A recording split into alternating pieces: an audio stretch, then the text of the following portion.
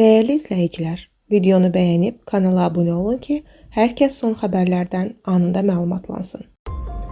Tarif Şurası daha 184 dərman vasitəsinin qiymətinin yuxarı həddini təsdiqləyib.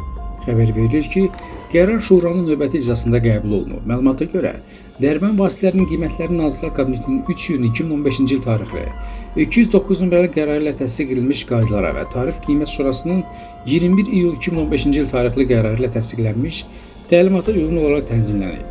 Qiymətlərin müəyyənləşdirilməsi zamanı dərman vasitələrinin ticarət adı, farmasevtik forması, təsir edici maddəsinin adı, dozası, ticarət qablaşdırılması, miqdarı və istehsal ölkəsi nəzərə alınıb.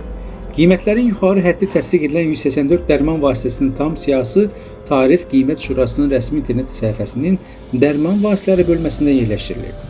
Qeyd edək ki, Tarif Qiymət Şurasının qəbul etdiyi qərarlarla qurumun rəsmi internet saytının Şuranın qərarları bölməsində tanış olmaq mümkündür.